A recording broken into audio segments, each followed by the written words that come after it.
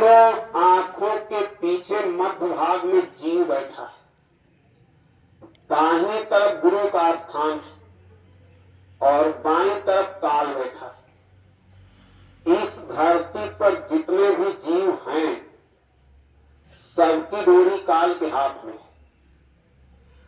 काल जैसे नचाएगा वैसे जीव को नाचना पड़ता है। सबन नचावे राम गोसाई, परबस जीव सबस भगवंता। ये प्रेमियों, जीव परबस है। हम लोग करें तो क्या करें, काल के हाथ में बटे हुए। अरे भगवान राम के गुरु विश्वामित्र राजा त्रिशंकु को 7 सदी स्वर्ग पहुंचा दिया। जब देवताओं ने देखा तो ढकेल दिया, लगे चिल्लाने। विश्वामित्र ने देखा तो अपनी शक्ति से अधर में लटका दिया। इतिहास ये बताता है कि विश्वामित्र को क्रोध आ गया और कहा हम दूसरा स्वर्ग बना देंगे। बैठ गए स्वर्ग बनाने। इंद्र भगवान ने देखा तो मेनिका नाम की एक अप्सरा को भेजा। वो आई, विश्वामित्र के अगल बगल रह करके उनके मन को मोह लिया। बाबा जय गुरुदेव महाराज ने कहा था विश्वामित्र की सारी तपस्या खंडित हो गई, उधर से नाता तोड़ के उधर चले गए। बाबा जी ने कहा था महात्मा अपनी बात मर्यादा में कहते हैं। हे प्रेम, हमेशा मर्यादा में बात करना चाहिए। मर्यादा में वाणी पर संयम रख के बात करना चाहिए। बाबा जी ने तो ये कहा था कि विश्वामित्र की सारी तपस्या खंडित हो गई, उधर से नाता तोड़ के उधर चले गए। भगवान ने आप सब लोगों को बुद्धि दिया है, थोड़ा विचार करो, जिसकी तपस्या खंडित हो गई कहां जाएगा। लेकिन करना मत। भगवान राम के गुरु थे, इतनी बड़ी ताकत थी, स्वर्ग बना सकते थे। लेकिन एक अप्सरा ने भूल की, ये बता जब इतने बड़े बड़े ऋषि मुनि ज्ञानी ख्याली धोखा खा सकते हैं, तो हे मनुष्य हमारी तुम्हारी क्या ताकत है, बताओ क्या ताकत है, इतना आसान हो चले जाओ। लेकिन मर्यादा में बात करना, बहुत सी सच्चाई जानते हुए भी नहीं कहना चाहिए। जैसे बाबा जी ने कहा उधर से नाता तोड़ के उधर चले गए, ये तो कहा लेकिन आगे कुछ नहीं कहा।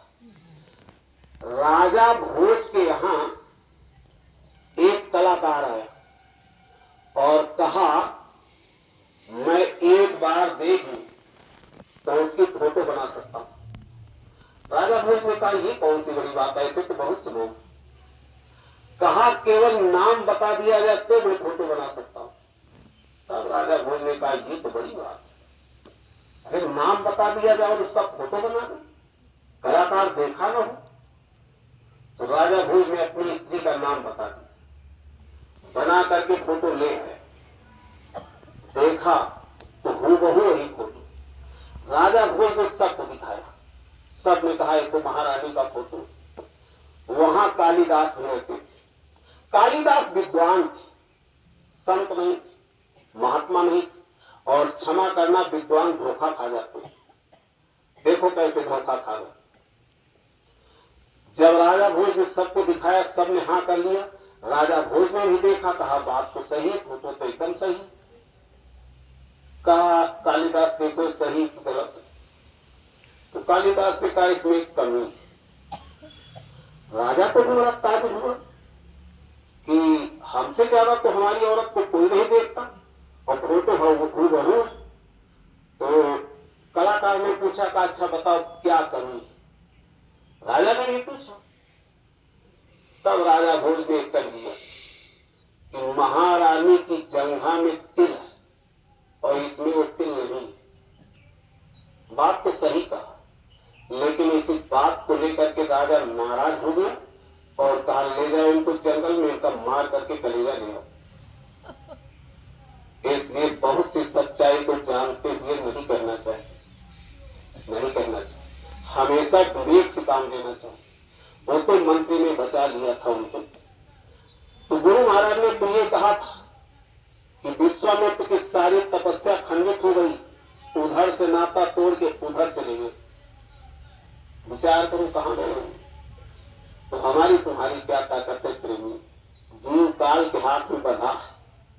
ऐसे ऐसे ऋषि मुनि इस धरती पर आए, दिन को रात बना दे, रात को दिन बना दे, लेकिन सतगुरु बिन सब धोखा खाए।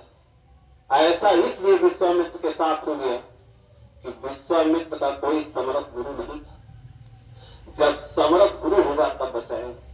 जब समर्थ सदगुरु नाम दान देते तो सब रूप जीवात्मा के पास बैठ जाते, और जहां सदगुरु रहते वहां कभी जमरूत नहीं आते, वहां कभी जमरूत नहीं आते। तब संतों ने कहा, शीश दिए सतगुरु मिले तो भी सस्ता जान, गला कटाने पर संत मिल जाए तो समझ लेना सौदा सस्ता हुआ। जब उस जीव का समय पूरा होता तो सदगुरु स्वयं ले जाते। और क्या करते हैं सदगुरु? जीवात्मा की डोरी जो काल के हाथ में, उसको काट देते। जीव निर्भय होता है, तब बताते हैं कि कैसे पूजा होती। अब आप सुनो, भगवान की पूजा कैसे होती, भगवान मिलता कैसे। दोनों आंखों के पीछे आत्मा बैठी है।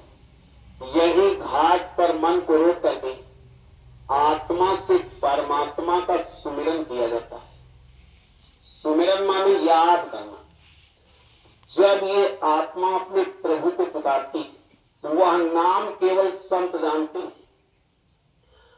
नाम रहा संतन आधीना, बिना संत कोई नाम न चीना। नाम बसे चौथे पद माही, तुम ढूंढो त्रिलोकी माही। वो नाम तीन लोक में नहीं जिसके पुकारने से प्रभु सुनता है, वो संत जानते। जब संत नाम सुनाएंगे, जीव उस नाम का सुमिरन करता तो प्रभु ऐसे देखता है। प्रभु की दया दृष्टि से जीव के ऊपर जो कर्मों की गंदगी वो साफ होती है, दिव्य दृष्टि खुल जाती है। और जब दिव्य दृष्टि खुली तो उस समय जितने देवी देवता भगवान सब दिखाई पड़ते, बात होती, आत्मा सबका दर्शन करती। इसको कहते ध्यान। इसी आत्मा में कान है, जब कान खुलता है तो भगवान की आवाज सुनाई पड़ती, उसी में अमृत जूता है। आत्मा का भोजन है अमृत।